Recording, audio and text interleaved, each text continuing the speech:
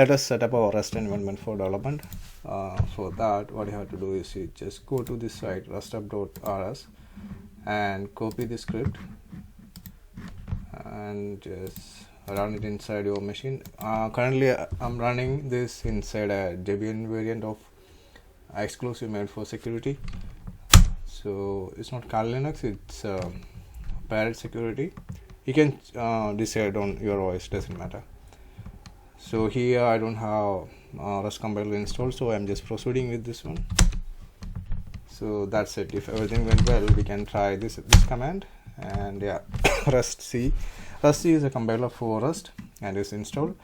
Along with the compiler, it has installed a couple of other tools. We will check that later. But for the time being, we just need only Rust C.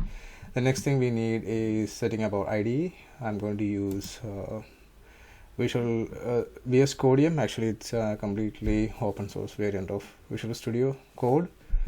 VS Code is proprietary from Microsoft, and this one is exact alternative for open source alternate for VS Code. We need one extension for development Rust in IDE that will help us speed up our development.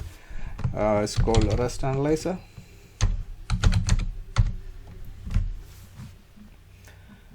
Yeah, this one, and just click install. So yeah, it's done. So we are ready to go with Rust development now. But for speeding up our development, I have installed one more extension. It's called Codium. It's a free version from Codium AI. It helps you to speed up your development. It helps to autocomplete, and sometimes it suggests with the basic syntax and other stuff when we try to import external packages in your application. So I strongly suggest this one, and doesn't matter which AI assistant you are using. Don't try to use any coding assistant like I think Copilot or something and try to give instructions to make some application. Instead, learn your programming language first, then you can try to make application inside using that AI. Because I have seen a lot of insecure code generation from most of the famous AI code assistants. So if you don't know the secure code development of the language that you are creating application, definitely will be in trouble. So be careful on that. I'm using this one just to speed up my development. Just be familiar with the external packages, functions and options. So you can use the same if you want. It's very easy to set up. You just install this extension and follow the instructions on their site. You may need to log into this Codium using one of the mails that needs to be configured. So you can use any mail. I strongly suggest don't use your personal email. For this one, you can create something exclusive for learning, and you can make use of that. So that's it. So now you're ready to start your development. In fact, so if you want to go to starting the development, here I'm going to create our first file without any package management from Rust. I just want to show how we can do the app. Sorry, I can open it from here. I'm just opening it from here. It's not code actually. I think it's Codium. Codium is the name of the. It's exactly like VS Code. I didn't feel any much difference except the ownership. So here, what I'm going to do is I'm going to create a new file, and I'm going to select language as Rust. And just testing it, we need a main function. As you all know, normally it starts from here. See, the AI coding assistant is suggesting this one, and you should know what exactly it is. Just say I just want to print this. Print ln. Yeah, this is the syntax for printing the content. So here we are testing it with Rust C. We didn't use the package manager of this one, so it's very easy to run this one. I think test. Oh, there's some issue. Just see, use exclamation. Yeah, that is one of the things you should be careful when you are using REST. Printing functions mostly is called macros. So all the macros will be ending up with an exclamation mark. So if you don't use the exclamation, you will be in trouble. Your compiler will complain. So I just done that. I'm testing that again. Now it should be created a binary. See, it's dot test is created. See, we got the hello. So we don't need any external package manager if you are trying to build this using Rust. And this is very helpful if you plan to automate your Rust code from within your application itself. You can directly use Rust and your source file, but it is not feasible when you are going to make big projects, especially with how different when you have a lot of dependencies. For that purpose, actually Rust is providing a package manager called Cargo. It's very easy to create a new project using Cargo.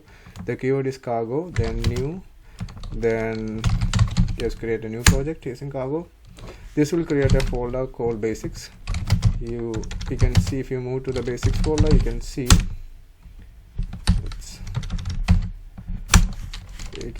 a lot of other folders and one file. This cargo.toml is a file where we have to define your dependency files. At present we don't have any dependency when you are doing the basics.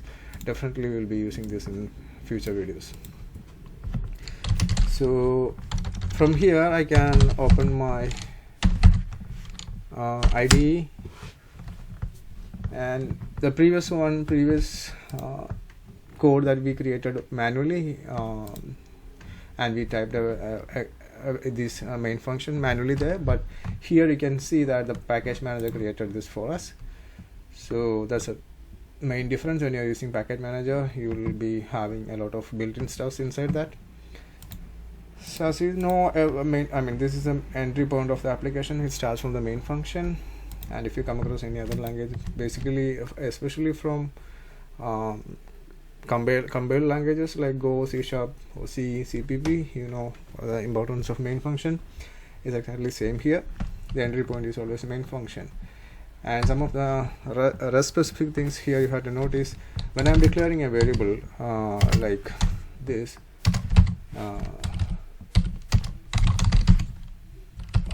Jokers, hackers.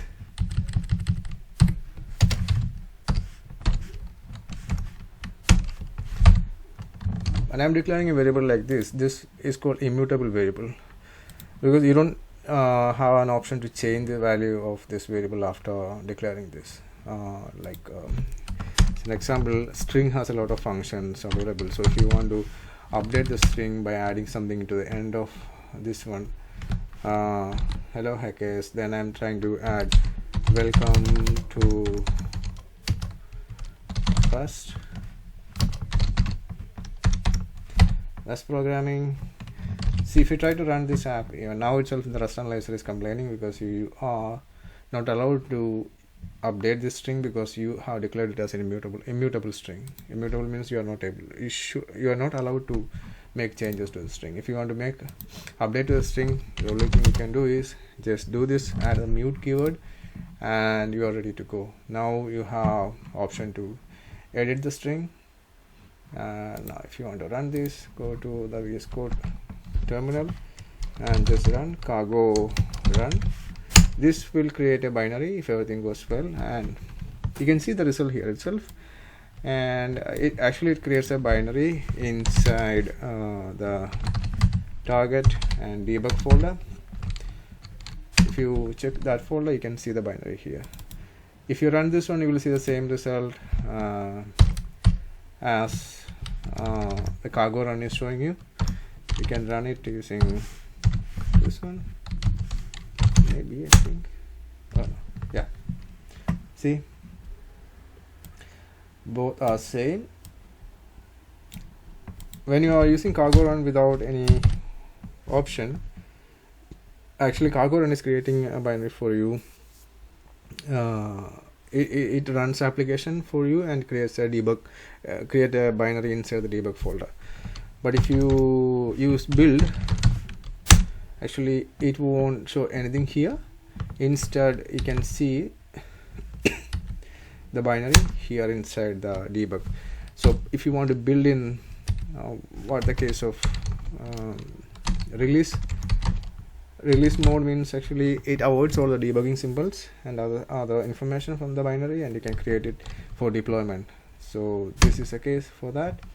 So if you check here in debug, we have the old one that we created, and there might be another folder it's created here. If you check under the target, you can see a release folder. So it's not the debug now, it is on the release mode. You can see the basics file, and this file will be a bit more optimized. It might have removed all the basic debugging information, and there are so many other options that you can make it more customized, like avoid keeping more information about the binary, removing the symbols. We will cover all those things in upcoming videos. So this is a very basic thing. Keep in mind everything is immutable by default. You have to add this keyword mute. So the next thing you can do is, as you know, string is sequence of characters. So basically the string will give you option to iterate over the characters. There are functions built in Rust that will help you to do that. As an example, if you say the string, this function chars function will help you to see that A is suggesting us to do this if you want to print the characters in reverse order. See, the RV function will help you to iterate from the last to first. So this concept is called closure. I will explain it now what it is, but just try to see. I think let me try whether it's going to print the S, or it's updating the S, or it's returning another one. Oh no, it is printing inside this one, so it is printing each character, so definitely it's going to be reverse order. So we are printing both now. So let us see what it is printing. Can go run. See, it first print the reverse order, and see, hello case welcome to Rust is on the reverse order. Start from the last one like this, from here to here, and the second is a normal print that we use. And there are other functions available, and regarding this function, the closure concept is nothing but it's called anonymous function. Some languages it's called lambda expressions. I think in C# it's kind of lambda expressions, but I mean anyway it is kind of anonymous function that you can make use of. I think it's easy to add this. Just say let's add, and you have to create an anonymous function for that. So I'm declaring the first variable as this one, and second at it's creating as for us. So x plus y. See, this is a power of using this AI code assistant. Sometimes it helps you to create the entire function. What you're planning, it understands it to create it. But here I'm just trying to use this. Let result equal to add 2 plus 3 and print result. So what's going to happen now? Let me comment out all these things. We don't want to mess this up. It is showing some error here. Let me because I did add the 32. I forgot to add the I32. Explicitly just mentioned that always try to practice is using the function, the data type that you are planning. I missed the I when I was typing before. So this should be but it is showing some error here. Let me check. Syntax error. So the Rust analyzer is saying that yeah, it is trying to open the exact one, and what exactly it will be here itself. Let me try to find out the closure syntax. Yeah, it is here. So the syntax for the closure is where is the closure? Yeah. Oh, okay. See, okay, the issue here is we just mentioned the parameters, but we didn't mention the return type of this one. I'm just saying this is going to return, where is this,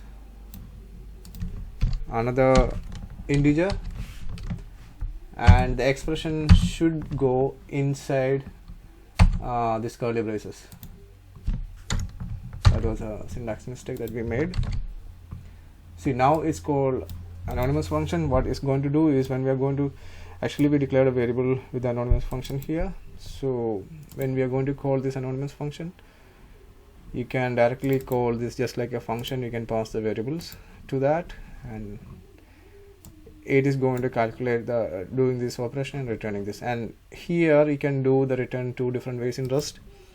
If you put a semicolon here, what is going to happen is you have to explicitly mention the return. Otherwise, you can completely omit the return, and you can completely omit the return keyword if you are going to use the semicolon. If you are not going to use the semicolon at the end of the statement. So whenever I see a line without any semicolon at the end of a function, so it basically returns from that statement to the caller function. So yeah, let me try this one if it's working. See, we got the result. So just that's it. Just and you can add your custom statement like here, something like this, and you can say, oh, for the result is like this. Let's try this one.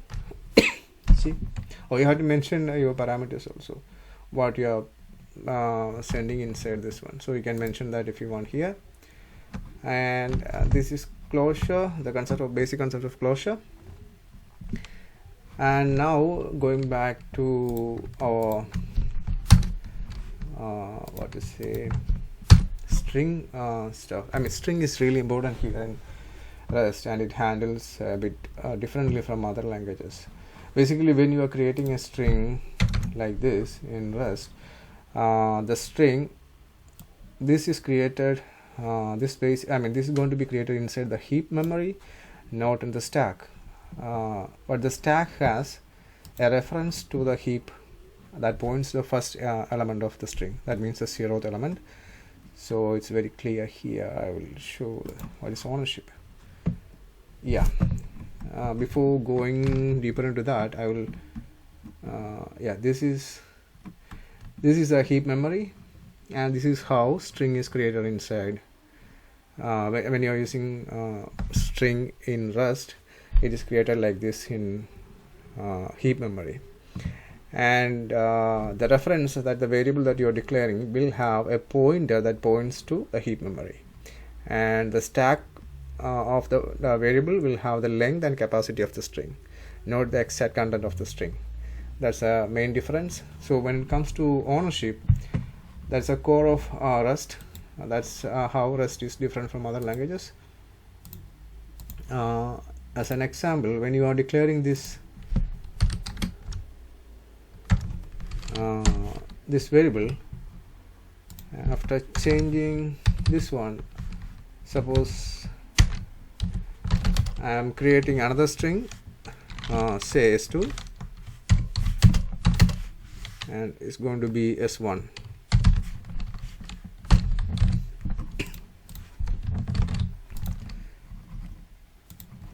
So now it's not auto formatted, and there is an easy way to auto format this one. Did I open two files? I think I opened two files. Let me okay, I did open two files. I didn't check that. Let me take it from here itself. Okay. Oh yeah, we lost the other content. Okay, it's fine. We'll do it later again. So we're talking about the ownership. See, let S2 equal to S1, and if you try to print S1 after this statement, see what happens.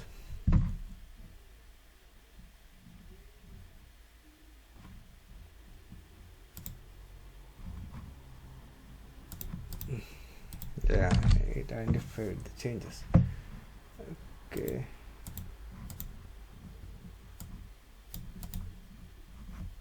Don't mess it up. I close it. We can keep the latest one or override this better.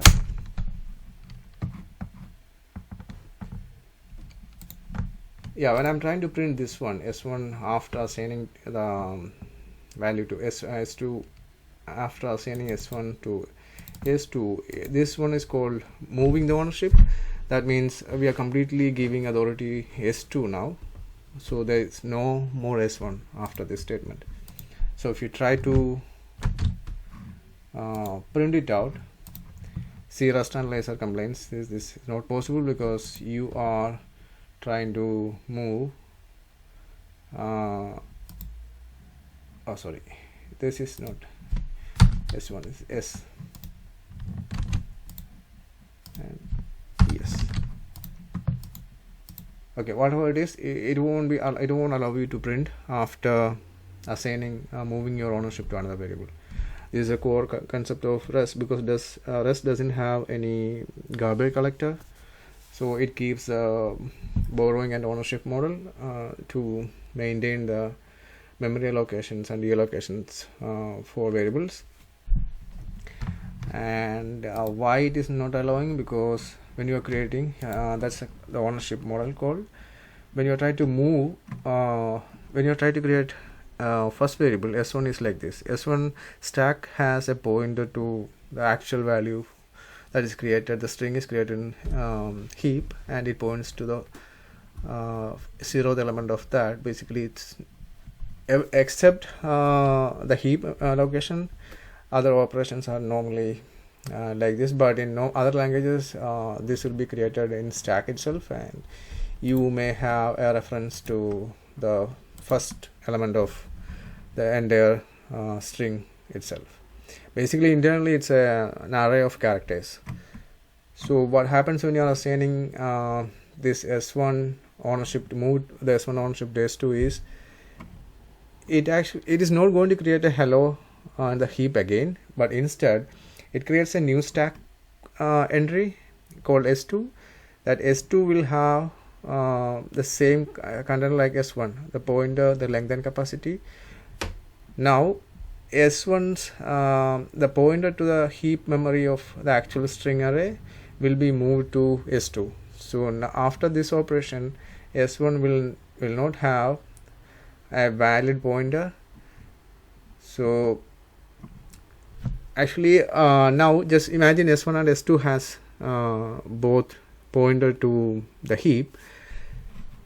The Rust compiler now knows that as per its own rule, when you are trying to do this operation, now S is completely out of scope after this assignment. It doesn't allow you to use S after the move. Don't get complicated. Actually, this one explains it very easily, and I got the concept of that clearly from this their document itself. So what happens here is if you want to use this string after the move operation, you may need to start using S2, not S. That's how it works. If you felt it complicated, don't be upset, you can refer this document and try to grab the concept, because this is a very weird concept. I don't know weird itself, but this is a core unique concept in Rust compared to other languages that you should be familiar with. And there are other ways we can make use of S. One of the ways is that if you do a clone, you can make use of S even after assigning this one. What happens here is, when you're creating a clone, you are creating a deep copy in the sense you are doing this in memory.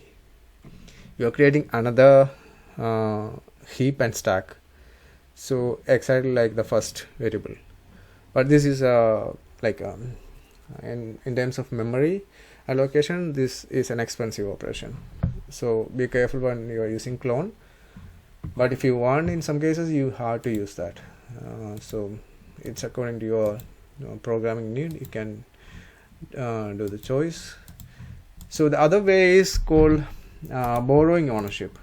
In borrowing ownership, what happens is, you can say, instead of completely moving out the ownership, you can say you are assigning a reference to this pointer. So in this case, we are just allowing S2 to refer to the heap memory location, but we are not moving the ownership to that. So in this case, you can make use of the first S variable even after assigning to S2, because the operation was like a borrow operation. It was not a moving operation. So it's not getting complicated. Just keep in mind that when you are directly without the ampersand symbol, when you are assigning a variable to another variable, is called a move, and when you are using the ampersand, it's called borrowing. So basically, the second one is we are allowing a third variable, the second variable, to refer to the first variable's memory using the pointer. But when you are assigning it completely, we are taking the entire ownership of the actual heap memory location to the second variable. So in that case, you don't have the permission to use the first variable after the move. Might be complicated for you if you are hearing this first time, but yeah, just keep this in mind, because this is a core concept of Rust. We are going to do our programs based on this. So now we learned what string and string iterations, and what it was there in this one. I think we covered what is that, lambda x? No. Oh, I forgot the name of that. What was that? The concept of anonymous functions, closures. Yeah, closures. Then there is another thing that you should be knowing is, there is another type of string. It's called string literals. What does it mean is, just say S3 is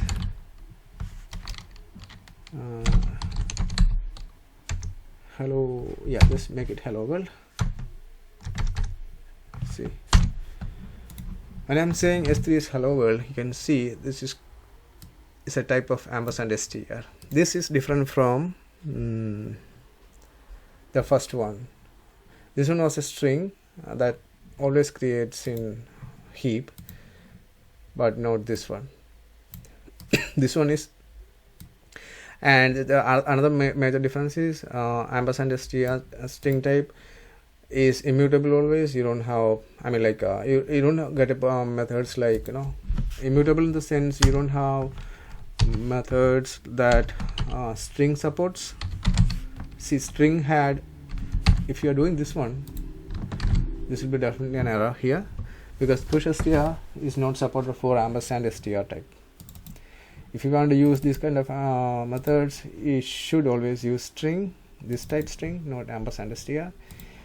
And another way of creating string is just say S4. You can say ampersand the first one, S of 0 to file, say, and here it is again a string slice. We are taking only a part of the first string. We are just fetching only a part of that, and we are trying to print. I just try to print the S4 here. You can see the difference, and I'm trying printing S4 here, just removing this statement because it was error. We don't have permission to do that. See, it just printed the hello because we were fetching the first 5 characters as a slice. Just going forward, you will be familiar with all these concepts, so don't get confused on the basic stuff. When we do more programming, there is no shortcuts. You have to practice it, and keep in mind, whenever you are trying to do any program in Rust, you have to keep that ownership roles in mind. So these are the basic stuff that I need to cover. If this must-have basics, and keeping this in mind, we will try to create our first program. What about creating a password validator app using this one? For that, we just need only these string operations to do that. So starting with that, what we need is, okay, let us do it in a different project. Where is that? For module 1, let us cargo new password validator, cd password validator, and open the IDE.